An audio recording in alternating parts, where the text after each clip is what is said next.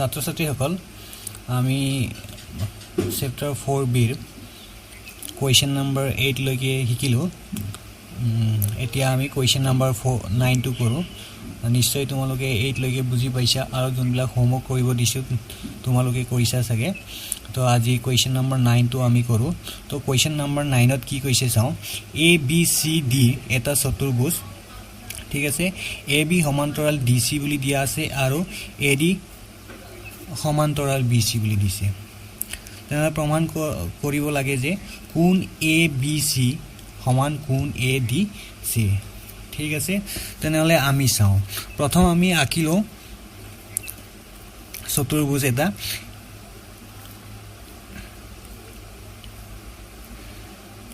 ঠিক আছে A B C D হল তো এ বি সি ডি এটা চতুৰ্ভুজ আঁকিলো তাৰ পিছত কৈছে এ বি সমান্তৰাল ডি সি এই A B two A B সমান্তৰাল ডি সি বুলি কৈছে দিয়া আছে ঠিক আছে তাৰ পিছত আকৌ কৈছে এ ডি সমান্তৰাল বি সি আকৌ এ ডি সমান্তৰাল বি সি বুলি কৈছে এ ডি সমান্তৰাল বি সি বুলি কৈছে তো সমাধান কৰো চাও সলিউশন বুলি লিখিলো তো প্ৰথম আমি লিখিব লাগিল দিয়া আছে বুলি বা বিশেষ সূত্ৰ লিখিলো তো দিয়া আছে বুলি মই লিখিলো দিয়া আছে কি দিয়া আছে এ বি সি ডি এটা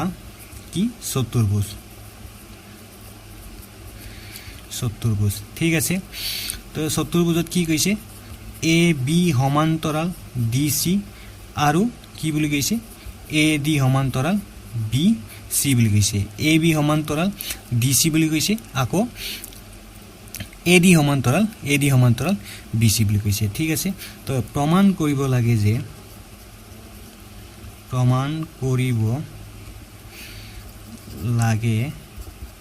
যে কোণ এ বি সি সমান কোণ এ ডি সি ওকে চাও এতিয়া চাও কেনেকৈ প্ৰমাণ কৰো প্ৰমাণ বুলি লিখিব লাগিল প্ৰমাণ তো প্ৰমাণ কৰাৰ আগতে আমি কাম এটা কৰিব লাগিল অঙ্কন বুলি লিখিলো ঠিক আছে অঙ্কন কৰিলো কি অঙ্কন কৰিলো যিকোনো আমি অঙ্কন এটা কৰিলো কৰ্ণ এ সি বা এ বি ডি সংযোগ কৰিব পাৰো আমি প্ৰমাণ কৰাটো চাই লম এ বি সি বুলি কৈছে এ বি সি তেনেহলে এই কোণটো আৰু এ ডি সি এই কোণটো ঠিক আছে তেনেহলে আমি এ সি সংযোগ কৰিম হল তো ইয়াৰ লিখিলো এ সি কৰ্ণ অকা হল ঠিক আছে চাও প্ৰমাণ তো এতিয়া প্ৰমাণ কি কৰিম এই ত্ৰিভুজটো আৰু এই ত্ৰিভুজটো সৰ্বাংগ সম বুলি প্ৰমাণ কৰিম ঠিক আছে এ বি সি ত্ৰিভুজ আৰু এ ডি সি ত্ৰিভুজৰ পৰা তেনেহলে আমি ইয়াতে লিখিলো ত্ৰিভুজ এ বি সি আৰু ত্ৰিভুজ এ ডি সি ৰ পৰা বুলি লিখিলো সৰ্বাংগ সম প্ৰমাণ কৰিবৰ কাৰণে আমি তিনিটা কন্ডিশন ফুলফিল কৰিব লাগিল ঠিক আছে তিনিটা কন্ডিশন আমি কি চাই লও প্ৰথম আমি লিখিম চাও এইটো সমান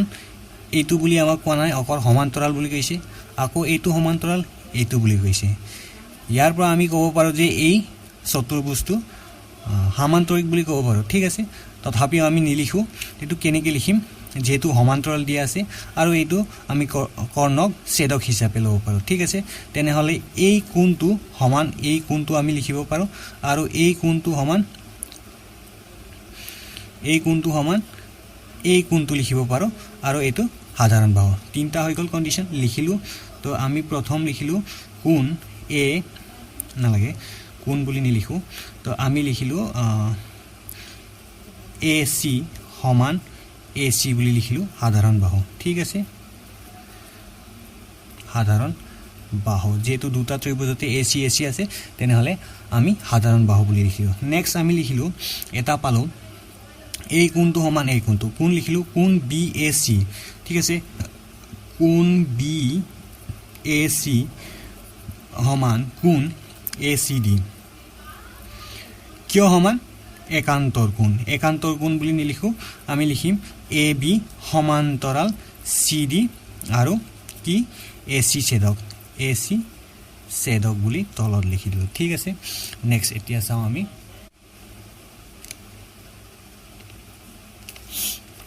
চাও ইয়াত চিত্ৰটো নাই তো চিত্ৰটো তোমালোকে আঁকি লবা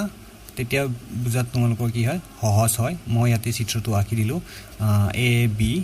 সি ডি আৰু কি আছিল এ সি আমি আঁকিছিলো কৰ্ণ বুলি ঠিক আছে আমি দুটা কন্ডিশন পালো বা দুটা আমি পালো আৰু এটা লাগিল আমি কি কি লিখিলো এ সি সমান এ সি বুলি লিখিলো আৰু এইটো কোণ সমান এইটো কোণ লিখিলো এতিয়া কি লিখিম এই কোণটো সমান এই কোণটো লিখিম ঠিক আছে তো কি লিখিম কোণ এ সি বি সমান কোণ কি লিখিলো সি এ ডি ঠিক আছে কোণ সি এ ডি এইটো কি হয় একান্তৰ কোণ হয় আমি কি লিখিম এ ডি সমান্তৰাল BC বুলি লিখিলো এডি সমান্তৰাল BC আৰু AC ছেদক ঠিক আছে আমি তিনিটা পালো তেনেহলে আমি লিখিব পাৰো এতেকে ত্ৰিভুজ ABC সৰ্বাংগহম ত্ৰিভুজ ACD ওকে কিয় সৰ্বাংগহম পালো কোণ বাহু কোণ স্বীকাৰ্য মতে ঠিক আছে কোণ বাহু কোণটো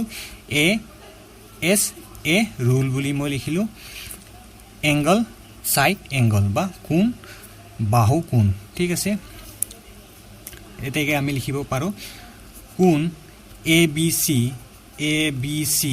হৰবা কি আছিল সমান কোণ ADC যেটো আমাক এইটোৱে প্ৰমাণ কৰিব দিছে CPCT আগতেও কৈছিল corresponding part of congruent triangle বা সৰ্বসম ত্ৰিভুজৰ বাকি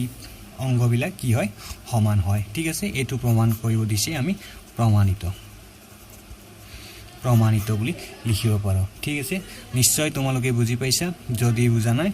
বা বুজাত কিবা অসুবিধা হৈছে তেনেহলে তোমালোকে ৰি কৰি ভিডিওটো চাই লবা ঠিক আছে নেক্সট আমি চাও কোৱেশ্চন নম্বৰ ঠিক আছে নহয় কোৱেশ্চন নম্বৰ নহয় কোৱেশ্চন নম্বৰ 10 ঠিক আছে তো কোৱেশ্চন নম্বৰ 10ত কি আছে চাও কোৱেশ্চন নম্বৰ 10ত দিয়া আছে কাখৰ চিত্ৰৰ পৰা দিয়া আছে বুলি কৈছে দেই তোমালোকে কিতাপৰ প্ৰশ্নৰ পৰা চাই লবা মই ইয়াতে প্ৰশ্নটো লিখা নাই ঠিক আছে সময় যেটো বেছি ইয়াতে লয় এই কাৰণে মই প্ৰশ্নটো লিখা নাই ডাইৰেক্ট লিখিছো দিয়া আছে বুলি কি দিয়া আছে AB সমান্তৰাল দিয়া আছে DE আৰু BC সমান্তৰাল দিয়া আছে EF হল x আৰু y মান কিমান উলাব কৈছে চাও AB সমান্তৰাল DE বুলি দিয়া আছে আৰু BC সমান্তৰাল EF বুলি দিয়া আছে ঠিক আছে তাৰ পিছত x এইটো x আৰু এইটো y মান উলাব কৈছে কেনেকৈ উলাব পাৰো চাও সমাধান লিখিলো ইয়াতে সমাধান লিখিলো সলিউশন ওকে নাও কি লিখিম আমি ইয়াতে এতিয়া বুলি লিখিলো ঠিক আছে এতিয়া বুলি লিখিলো চাও এতে কি হৈছে AB সমান্তৰাল D বুলি কৈছে দেই AB সমান্তৰাল D মানে এই দুটা সমান্তৰাল তো সংযোগ হৈ আছে এইটো হল তো এইটো যদি মই এনেকুৱা আকো তো এইটো যদি এনেকুৱা হয় এইটো 70 ডিগ্ৰী আৰু এইটো x বুলি ধৰো তেনেহলে এই দুটা সমান্তৰাল আৰু অনুৰূপ কোণবিলাক সমান হয় বুলি আমি পাইছো যদি দুটা সমান্তৰাল সৰলৰেখাক এটা ছেদকে যদি ছেদ কৰে তেনেহলে অনুৰূপ কোণবিলাক সমান হয় চাও এতিয়া কোণ ABD সমান কোণ EDC কিয় সমান অনুৰূপ কোণ ঠিক আছে তেনেহলে কোণ EDC সমান 70 ডিগ্ৰী কিয় 70 ডিগ্ৰী আমি এটো গম পালো অনুৰূপ কোণবিলাক সমান হয় চালো x গম পালো EDC মানে কিমান EDC মানে x হয় x সমান 70 ডিগ্ৰী ওকে নাও চাও এতিয়া অনুৰূপ কোণ বুলি লিখিব পাৰো বা আমি ইয়াতে লিখিব পাৰো AB সমান্তৰাল DE ইয়াতে লিখিব পাৰো BC ছেদক বুলি হল এই কাৰণে সমান নেক্সট আমি চাও কোণ চাও কি কৈছে BC সমান্তৰাল EF BC সমান্তৰাল EF বুলি কৈছে হল তো চি সমান্তৰাল ই এফ হ'লে ছেদক কোনটো হ'ব ই ডি ছেদক হ'ব ঠিক আছে চাওঁ কোন এতিয়া এইটো আৰু এই কোনটো ল'ব লাগিল যেহেতু এই কোন দুটাৰ সম্বন্ধ নাই সম্বন্ধ আমি পাইছোঁ এই দুটা কোনহে এইটো আৰু এইটো সমান্তৰাল আৰু এইটো ছেদক তেনেহ'লে ছেদকৰ একেফালে আছে আৰু এই দুটাই কি হয় অন্তঃকোণ হয় লিখিলোঁ কোণ x প্লাছ কোণ y is equal to 180 degree কিয় 180 ডিগ্ৰী আমি পাই আহিছোঁ কি পাই আহিছোঁ যদি দুডাল সমান্তৰাল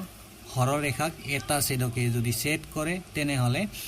তো ছেদকৰ একেফালে থকা অন্তঃকোণ দুটাৰ সমষ্টি কিমান হয় 180 ডিগ্ৰী হয়নে তেনেহ'লে এইটো আমি লিখিলোঁ ই এফ সমান্তৰাল বি চি আৰু ই ডি ছেদক এতিয়া চাওঁ এক্সৰ মান আমি পাইছোঁ এক্সৰ মান কিমান পালোঁ 70 ডিগ্ৰী পালোঁ ৱাইৰ মান আমি পোৱা নাই ইকুৱেল টু 180 ডিগ্ৰী ঠিক আছে এতিয়া কোণ y degree is equal to 180 degree তো আমি আগতেই পাই আহিছোঁ তো এটা ঠাইৰ পৰা আন ঠাইলৈ যদি আমি কি ঠাই স্থানান্তৰ কৰোঁ তেনেহ'লে যোগটো বিয়োগ হয় বিয়োগটো যোগ হয় তো বিয়োগ হ'ব বিয়োগ কৰিলোঁ তো কিমান হ'ল এতিয়া 70 গ'লে 180ৰ পৰা 110 থাকিল তেনেহ'লে আমি গম পালোঁ কি পালোঁ এক্সৰ মান আৰু ৱাইৰ মান এক্স ইকুৱেল টু 70 ডিগ্ৰী আৰু ৱাই ইকুৱেল টু কিমান ডিগ্ৰী পালোঁ